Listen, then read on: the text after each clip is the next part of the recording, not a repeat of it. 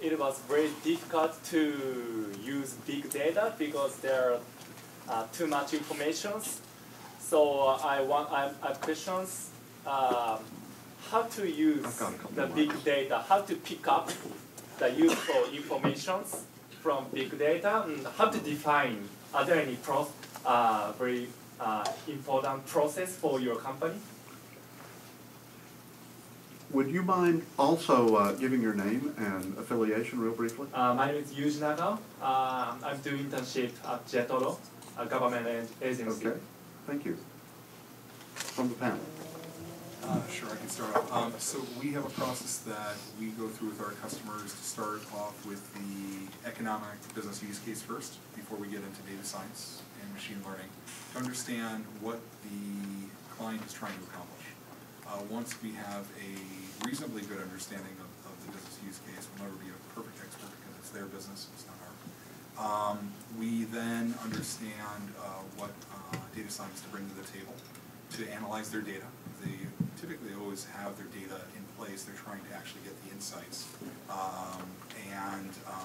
Based upon that, we'll put together the machine learning model and run our analysis and provide the output. So, and this is a very systematic approach that we use for all our clients across different industries. And even within a company, you might have half a dozen or a dozen use cases that require their own process, right? So in financial services, you might be doing a fraud analysis in one use case. You might be doing lead scoring and customer targeting in another use case. In another area, you might be doing cross-sell, upsell, right? Each one is a very, very different analysis on often different data sets and are independent. Most of the time, independent analysis is something that they like.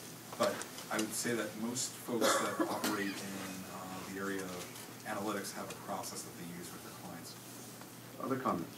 Well, I just add, there are some areas of big data which you might just be able to do yourself. You know, like if you're trying to do some kind of business intelligence or analytics dashboard, there are solution providers which will help give you your data infrastructure, and an engineer who understands the data may be able to import it into their system and use the tools and kind of in a self-serve way without maybe a couple week or two of effort to come up with some kind of reporting solution as one example. You know, so depends on what you're trying to accomplish.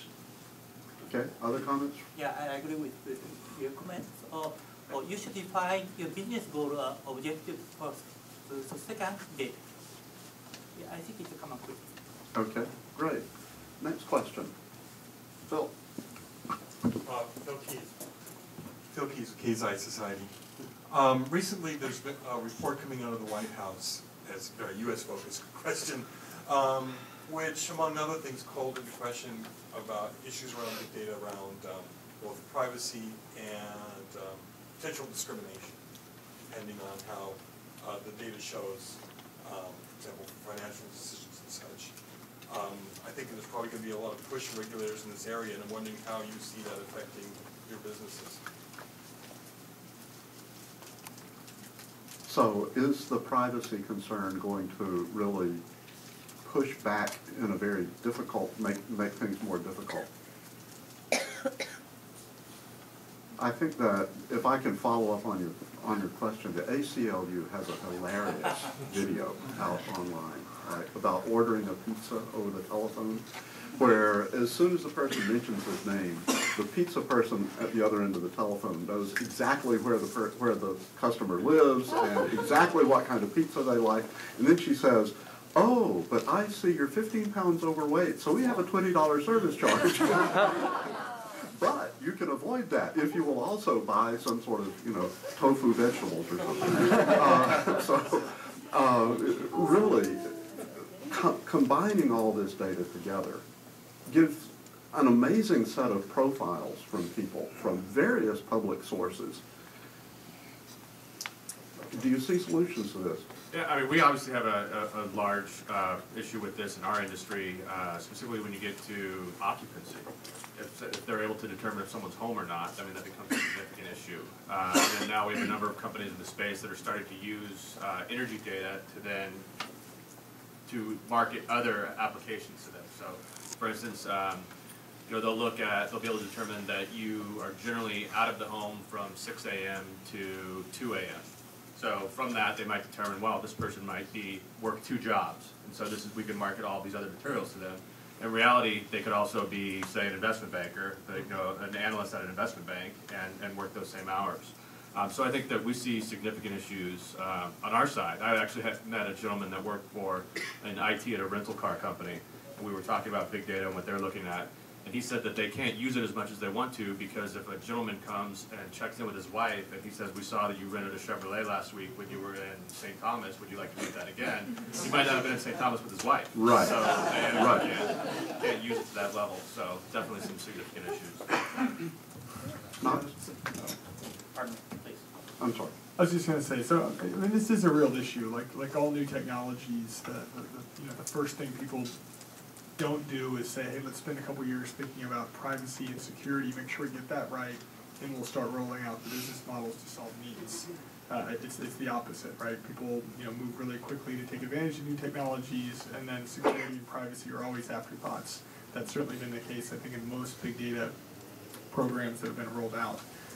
So there are a lot of risks out there. I haven't heard of too many significant situations that have made headline news yet, but I would suspect that they're coming. The other thing that's coming are new technologies to help address these things, like various databases with cell-level encryption and full stacks that are this kind of individual components that are getting put together by groups like the NSA, and then there's people pulling together multiple technologies to offer a more secure and better privacy protection for the data in their big data clusters. Yeah, I would actually just like to pick up on the occupancy example that was mentioned earlier, because the same data that could tell someone that you're away from home and that someone should show up and steal all your stuff is data that you could use with an elderly parent to understand that the parent was up and about and going about a normal routine. So it's exactly the same set of numbers. So I think we really need to put a lot of thought into who's accessing those numbers, for what purposes, what they're doing with them, what they're authorized to do with them, those kinds of things. It's a very nuanced question. So is there something that industry should do? Because if the natural pattern is to try to develop business first and then solve the problems, other people may come up with solutions to the problems that are not so good for industry, right? Bill? So I think over time, and I don't think it would be too far out, I think users of big data are going to develop either themselves or through people in their own industry sort of a set of rules or ethics to abide by. And I think that consumers are going to expect them to abide by them if they want to maintain a certain level of business. And it may be a derivative of the Google do no evil sort of mantra, but for a broader set of practitioners versus a single organization. I think also there's going to be more and more legislation by country, and maybe a little bit at the state level in the United States, but I think it's going to be more at the federal level. And I think we're going to see a lot more of it in Europe, which tends So to... this week, the EU said that you have to allow people to opt out. I mean, there are certain cultures that are typically opt-in, and I think ours is more opt-out by default, which would be a little rough. But there's going to be certain things that are very country-specific. I think it's going to be a combination of legislation and companies that are just going to show a certain amount of respect for their clients' data and attribute and incorporate that into their mission statement, their ethics, and how they want to operate. Okay. Other comments on that one? Yeah, I think there'll be something in the cloud world where there's a lot of issues around the same kind of concerns around security and privacy. There's something called Cloud Security Alliance, and that is an organization that has started to get some credibility and offer kind of best practices that people start to follow, and then people that are concerned about these sort of things will look to see whether you have those certifications in place before they do business with you. I wouldn't be surprised to see something similar in the big data world, maybe a big data security alliance that starts to develop best practices that people will abide by, and if they don't, then that can be something businesses want and lost on. Okay, good. Last month, Oracle CEO Larry Ellison came to Tokyo and spoke at the New Economy Summit. It's not my opinion, but Mr. Ellison says technologies can everything. Technologies are not bad. Do not stop us. That's his opinion. Okay, good. Next question. I saw your hand first. Thank you. So I'm Gigi, and I'm with the Shinshin Educational Foundation. I'm trying to tack on to Professor Dasher's comment about that there's a lack of people to figure out what is really the question here, like what we are asking for the data. So I'm wondering if that kind of things, that kind of job goes under data analysis, or does it go under something else like business analysis, which is trying to look for the requirement, or if you have another name for it that goes under data analysis. Because to me, data analysis it sounds like it's something toward the solution, where you're trying to analyze the data and come up with a solution. And so my comment is that it sounds like the word for it is the business analysis, and the other field that is like data privacy. Those are the two fields that will be blooming together with this big data. Okay. Names for what I call a data scientist or data analyst. What kind of jobs are we talking about? So I can take that briefly. We have a large data science team, and we have a fairly large business development / sales team, and we have a small team that sits right in between. So they understand data science a little bit better than the business guys do, and they understand business a little bit better than the data scientists do. So they're doing a lot of these use cases.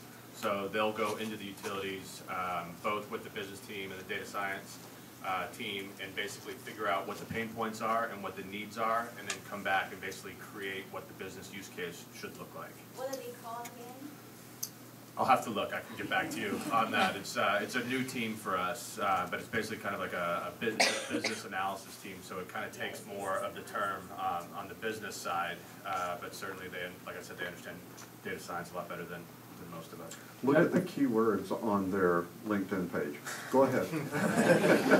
So, I think it's actually an interesting question, and I think that the universities and MBA programs should start to have classes or tracks associated with exactly that, so they understand enough about the data science techniques, but they're really focused on the business and how to create the right questions and in a way that can actually get solved by the data scientists, so they can come out and immediately jump in and solve some of these problems. If I can comment on that, there is a kind of professional association called INFORS, which focuses on a part of industrial engineering called operations research. And they're a very large group of people, and they've just come up with a data scientist certification program. And it's fascinating what kind of skill set they put under data scientists. 13% of the exam has to do with the formulation of a business problem. That's the largest part. There are like 6 or 7 criteria, and then around 10 or 11% is the formulation of the formal description of the problem, right? The actual algorithm that will be used to solve the problem. So I think you're seeing different people. What I liked about your point, Kelly, was that it's a team, right? You're not going to find one person doing everything. What's really important is to be able to collaborate and bring different people's knowledge together. So that's a great question, though. Thank you. Go ahead. So I actually wanted to make an observation. I'm with SAP now, formerly SAP Japan, and we play a lot in the big data space as well. I was in SAP Japan when we launched a lot of big data product. And the very first customer in the world that we have about 275,000 customers globally, 2,000 in Japan. So the math would suggest that the first customer would be outside of Japan, but it was in Japan, a subsidiary of Mitsui. So first big data type customer in Japan, and a lot of early adoption. So the trends that I saw internally are exactly what the panel has been talking to, that a lot of early adopter activity in Japan around big data. I think because some of the things that hinder adoption of other technology don't exist in big data. Business process specific thing. Big data kind of sits, these analytic problems kind of sit above that. And two, I think there's a real awareness amongst Japanese companies that not only for their global competitive position, but even their competitive position with Asia, within Asia, they've got to be aggressive with new solutions and new approaches like this. Because after the early adopter phase in Japan, we saw companies in Korea, companies in India, companies in China kind of get even more aggressive and bigger with kind of a follow-on wave of adoption of this kind of stuff. So I think there's a little fear at play, but there's no doubt that there's a lot of interest in Japan in this stuff. And I wanted to congratulate the panel while I'm talking, because I think you guys did a great job. For everyone in the audience, we've entered a new phase in the information age. This is, everything that they're talking about is real from my perspective, so great job, thanks. Thanks. Can I ask you a question? Yeah. Yeah. Did SAP have Japan in mind when they named the product HANA? No, absolutely not. There's so much urban or rumor about how, I think, yeah, so Hasso and Vishal probably got together and had a beer and came up with it. And there's all kinds of stories after that, but no one really knows. Okay, yes. But it certainly played well in the Japan market. Easy to pronounce. Next question. Yeah. Back. Right there. Hi, my name is Sylvan Turka from Stanford Medicine. I have a question. So all of you are working for big data in what seems to me business-to-business applications. Do you see any future avenues where individuals can use big data or analysis, not as consumers, but as individuals, knowing should I maybe spend this money that I have now or save it, or will my child get sick or not? Knots, I kind of think that one should Well, start with you. I am kind of champing it a bit here. Yes, I think you will see, at least in genomics, it's kind of inevitable that you'll see genomic matchmaking. You know, if I were to marry this person, what's the chance that my kid would have characteristic X? You know, I think you'll see that. No, I'm serious. And we do that. We do that in a kind of very coarse, sort of analog way now. It can be much more precise. So I think I already know about companies that are doing lifestyle counseling based on your sort of genotypical predilection towards, you know, certain exercises are right for you because of this, or your genome says you shouldn't eat donuts. Well, you know, they're not that. But I think some of that stuff is of questionable utility. I think with 23andMe, for example, you saw the FDA come in and have a really strong opinion about making representations to consumers, specifically about healthcare, but there's all sorts of lifestyle stuff. I know one company that will tell you which sport is your best sport based on your genotype. I think it's already happening. Now, a lot of the 23andMe problem was attributed to the quality of what they were predicting, right? Well, it was, and that's actually a really interesting sort of big data story, or lack thereof, I guess. If any of you have done 23andMe, sometimes you'll look at a prediction about your health, or at least you used to be able to do this, and it will say you're 47% more likely to have this. And if you actually care to look at the research that they cite, the research will say, based on a study of 17 Estonian females, or something like that, which is, you know, not necessarily relevant to you, especially if you're Japanese, because, you know, of course there's Japanese-specific research, and then there's, you know, Estonian and Finnish, and, you know, what have you. Those conclusions are really dicey. So that gets back to your much bigger insufficient data. amount of data Absolutely, that you mentioned. absolutely. And I think, you know, that will get better over time. It'll get better, but will the insurance company become more sensitive to all of these things? I often ask myself if we'll see a good genes discount, and I you know, like they have good driver discounts. You don't have to tell them, but if you tell them, and you know, there's something that saves them money, maybe they give some of that back to you. I think it's a really, really dangerous thing, though, because it's not only with genomics, it's not only your own data, it's also your sister's data, or your parents' data, or your grandparents' data. It's all wrapped up together. So you're not making that decision for yourself. Yeah, great question. Thank you. Other questions?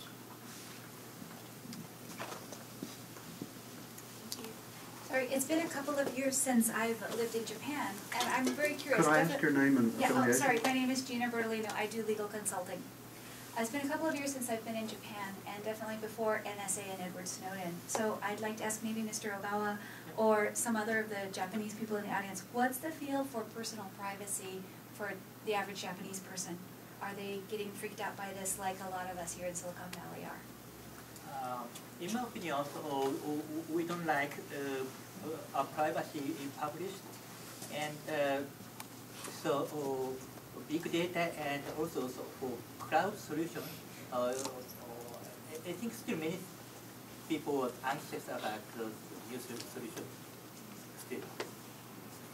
Would you say that the awareness in Japan has reached the point that it is in the U.S.? Because I think people are very aware of this here now, partly because of the Snowden incident and so forth, but are people really aware how much data is being collected on about them?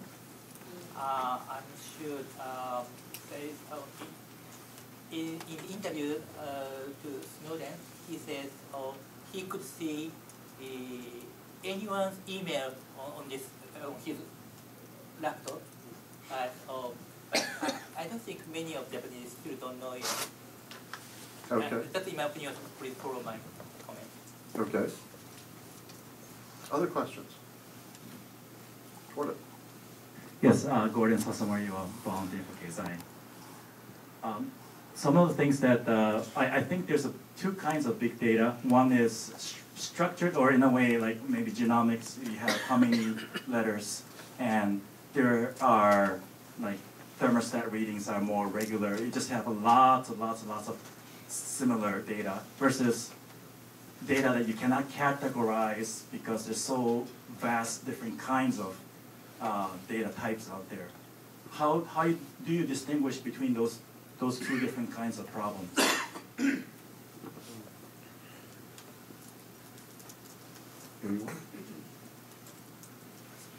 So I'd say the ability to handle various forms, expanding forms of unstructured data is a continuing differentiator in the area of analytics, visualization, anything that is processing data and providing insights.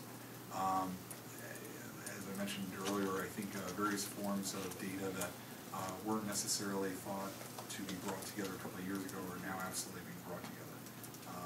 Everything from image analysis to video analysis to social media to temporal data, geospatial data is being brought together for a variety of reasons, and there will be more types as well. And so it is a key necessity for ISVs and other solutions providers to remain nimble and be able to absorb these, because customers don't ever want to hear, I cannot handle this kind of data, right? So it's up to the ISVs and the integrators to be able to incorporate that data. I think there are a number of incumbents, because of incumbent dynamics, are struggling in keeping up with all the different kinds of data, which is a huge opportunity. So follow-up question. This is a Silicon Valley audience. Is big data going to cause a kind of digital divide between the giant companies that have access to the data and the tools and can spend the money on using it, and startup companies who may not have that kind of access to the insights that you can get from big data? Is it going to be harder to start a company as a result? I'll give a quick answer. So what I'd say is the early adopters of technology, of big data analytics, machine learning in the 90s were those that were had enough capital to actually develop their own solutions. For us and other folks in the industry, we're democratizing the access to the technology. I don't think there would be really a digital divide based upon economics. I think there's going to be a divide based upon culture and those that adopt these technologies to remain competitive, and those that don't and become legacy leaders. Okay. Other comments on that? Okay, one more question. Back in the back. Thank you. My name is Nobu Hiroi. I'm a law associate at Credit 11. But my question has nothing to do with my field. I'm just curious. So what do you think would be the difference between destiny and big data? So, especially in the field of medicine, right? Right now, like when someone tells me like, oh, we're gonna die 99%, I still have some hope. It's like maybe, the data is skewed or not correct. But then like once we know that this data is really, really correct, then, we start to lose hope when we hear that. And how does that affect data then? Because like I feel like that sense of hope sometimes ignorance is bliss, right? And then that affects our behavior, and then creates certain data. So how does that affect? I mean, it's just out of curiosity. Can I Yeah. take that one? Yeah. So I think there was a kind of a famous incident when Sergey Brin first gave his data to 23andMe. And it was discovered that he had a very, very strong likelihood of developing Parkinson's disease. I mean, almost 100% by the time he was 80 or something like that. It was sort of predestined. And Parkinson's is a rare disease where you actually can say a lot about how it's going to unfold based on genetics. There are a few of those. Cystic fibrosis is another one. Most are a lot more complex than that. But with Parkinson's, there are very strong predictors.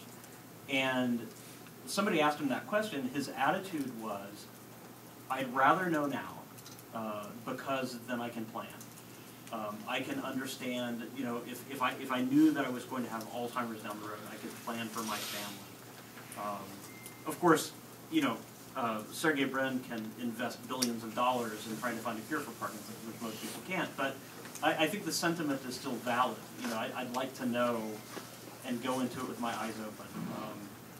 I don't think everyone will make that choice. In fact, James Watson, who is one of the co-discoverers of the double helix, specifically said, I would like to put my data into the public domain, but I do not want to know my Alzheimer's status. ApoE4 is the name of the mutation.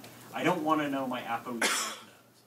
And so people basically blocked that out. And sadly for him, using big data, people were able to say, well, he's probably got it, because they were able to look at other parts of the genome that are a little bit correlated with that particular region and figured out what he had. So I guess my takeaway from it is you can't really hide from reality, even if you want to.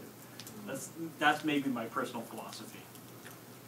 Jim? I don't know. I don't want to get too far off topic here, but I just personally think that people kind of tend to neglect the power of the mind. I mean, people can change their lifestyle, they can change the way they think, they can be more positive, and I don't know, maybe Knox can comment about epigenetics, but there's studies saying that people can control the way their genes function, just with their mind, and so it's hard to tie that back into data, but I wouldn't give up hope.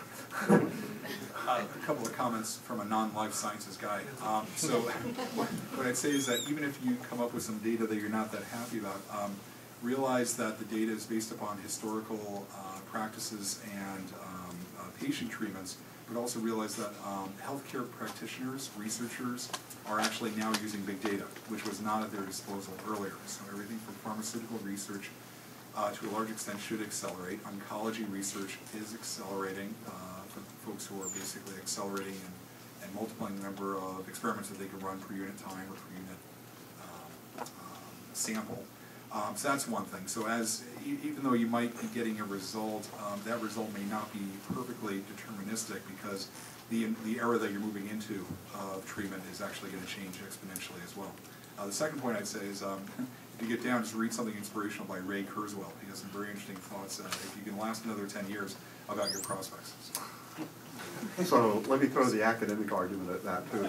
It's a calculus that never really reaches the line, right? So always aspire to be the person who breaks the curve. But in any case, I think we're about out of time for the sit-down part of the panel discussion. Andrew, I think you have some closing comments to make. If you would, before Andrew comes up, join me in thanking our great panelists. Thank you.